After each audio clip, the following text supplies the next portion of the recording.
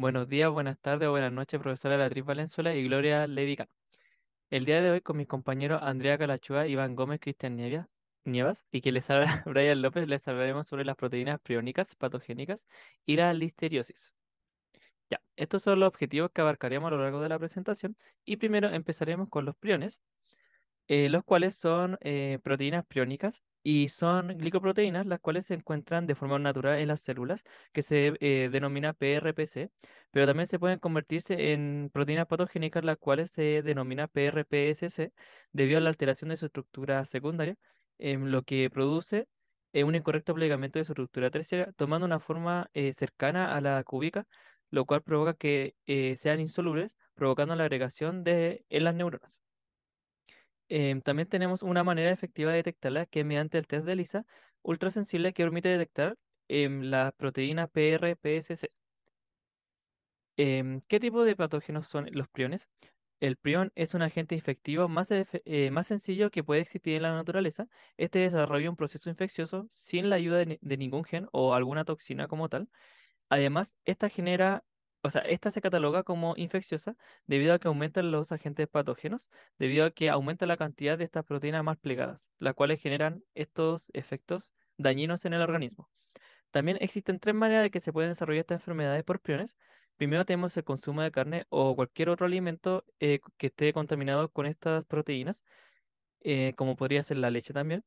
También se pueden presentar fallos en los genes que provocan la susceptibilidad de generar priones, siendo estos fallos genéticos heredados o hereditarios. Y también por último, tenemos que los priones se pueden contraer debido a la contaminación de materiales quirúrgicos, los cuales podrían estar en una operación. Por último, tenemos la enfermedad causante por los priones, que son estas en general, las cuales se asocian con enfermedades del sistema nervioso central, y esto se debe a que las proteínas PRPSC se acumulan esencialmente en el cerebro, impidiendo que las neuronas transmitan impulsos nerviosos con normalidad, lo cual ocasiona que las neuronas vayan muriendo y ocasionando problemas tales como demencia, falta de coordinación, ansiedad, desorientación, pérdida de la memoria, entre otros, los cuales se irán intensificando con el tiempo hasta provocar la muerte de estas personas. Respecto a las estadísticas de las enfermedades por priones, en Chile, en los últimos años, desde el 2020 a 2021, la prevalencia de enfermedades por priones, específicamente referida a la enfermedad de Creutzfeldt-Jakob, ha aumentado. Por otro lado, siguiente diapositiva, la prevalencia a nivel internacional, considerando un rango de tiempo más amplio, los últimos 30 años, se puede determinar que la prevalencia de casos de la enfermedad ha tenido una notable disminución por el gran descenso de muertes, de nuevo relacionada a la enfermedad de Creutzfeldt-Jakob, registrada en este rango de tiempo. Aunque en los últimos años, desde el 2017 al 2019, se han registrado un leve aumento de muertes a nivel internacional. Principalmente, se piensa que los priones no crean o provocan toxinas, sino que los propios priones son las moléculas tóxicas que producen las patologías. Tal como se explicó previamente, la toxicidad priónica proviene del cambio estructural de los aminoácidos PRPC y PRPSC, al volverse insolubles por el organismo, provocando su acumulación y produciendo una neurodegeneración al intervenir con la correcta corriente neuronal a través del sistema nervioso central, realizando un daño neuronal ejemplificado por la imagen número 10 que se observa en pantalla. ¿Se entiende?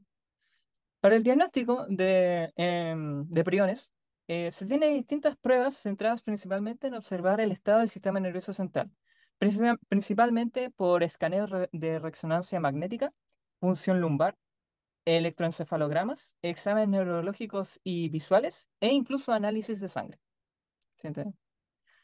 Respecto al tratamiento, actualmente se tienen tratamientos paliativos como primera elección para mejorar la calidad de vida del paciente dentro de lo posible, considerando el uso de medicamentos antidepresivos o sedantes, analgésicos como opiáceos, antiepilépticos y relajantes musculares. También se considera la asistencia, que considera el cuidado y la ayuda para realizar actividades diarias a los pacientes, y finalmente la hidratación y la nutrición a los pacientes en etapas avanzadas que pueden requerir líquidos intravenosos o sondas de alimentación.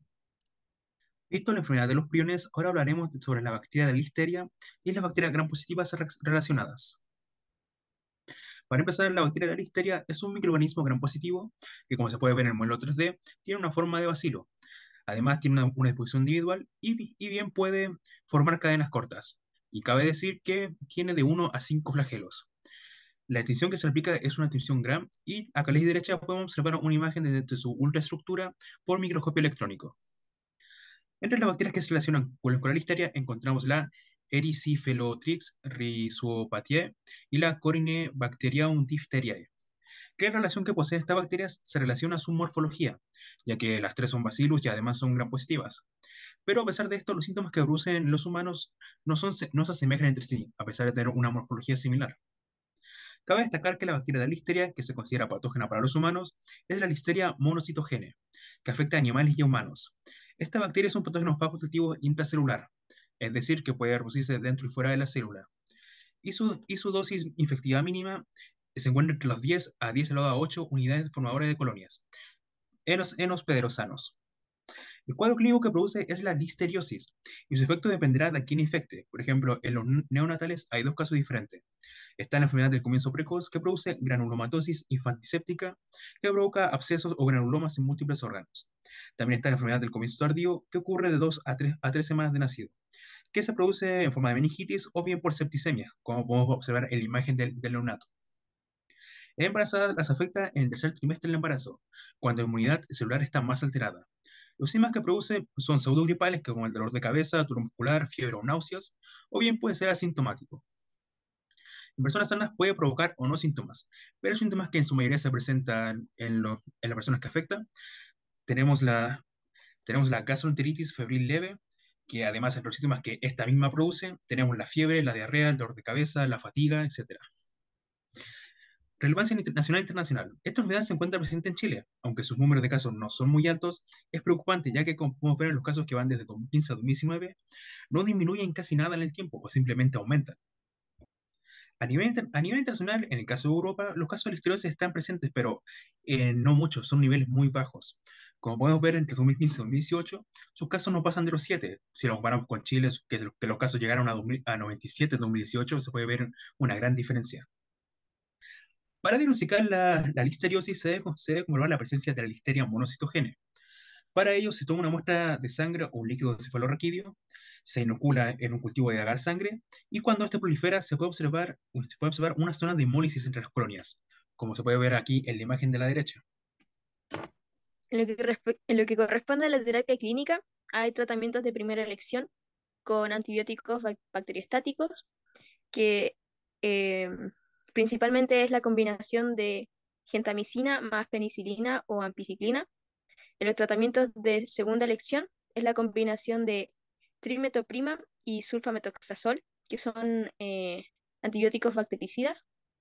Y finalmente la terapia de vanguardia, que involucra antibióticos como linezolid, daptomicina y digeciclina, que han demostrado actividad in vitro, pero no han sido todavía probados en pacientes. Respecto a los mecanismos de patogenicidad, tenemos lo que es que primero, inicialmente la listeria monocitógenes entra al cuerpo a través del tubo digestivo y entra en contacto con macrófagos, así como células endoteliales. En relación a los macrófagos, la bacteria va a entrar por fagocitosis y respecto a las células endoteliales, entra por una endocitosis mediada por un receptor y la interacción con unas sustancias llamadas ligandinas. En esta diapositiva tenemos más detallado el mecanismo y como se puede observar va a ocurrir una endocitosis que es facilitada por internalinas A y B. Una vez que la bacteria está dentro del macrófago en un fagolisosoma, la bacteria va a lisar este fagolisosoma gracias a la listeriolizina O y la fosfolipasa C. Una vez que la bacteria está libre en el citoplasma del macrófago, eh, utilizando sus proteínas de superficie llamada ACA, va a activar la síntesis de filamentos de actina que va a permitir que esta bacteria se pueda mover en el citoplasma, llamando a este movimiento tumble mobility. De ese modo, la bacteria va a ser capaz de migrar a macrófagos que están aledaños y va a ocurrir nuevamente este ciclo de la lisis del fagolisosoma. La producción de toxinas que tiene la listeria monocitógenes es la listeriolicina O, que se pudo observar en la diapositiva anterior, que tiene una función de romper el fagolisosoma. Es una proteína de 52 kilodalton que es secretada a pH bajos, a pH ácidos y concentraciones de hierro disminuidas. Bueno, respecto a las vacunas, si bien hay mucha investigación de la inmunobiología, de la, de la listeriolisis, eh,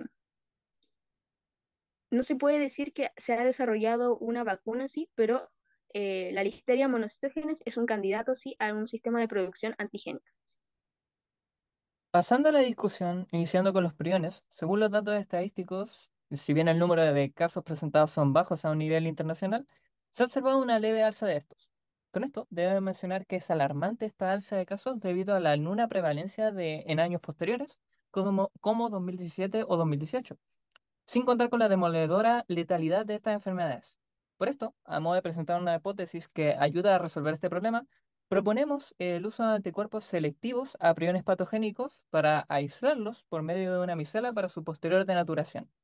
Para determinar esta hipótesis, a la vez priorizamos el estudio de enfermedades provocadas por priones. Bueno, en lo que respecta a la listeriosis, si bien la prevalencia a nivel nacional no es tan alta, pero sí es considerable a nivel internacional.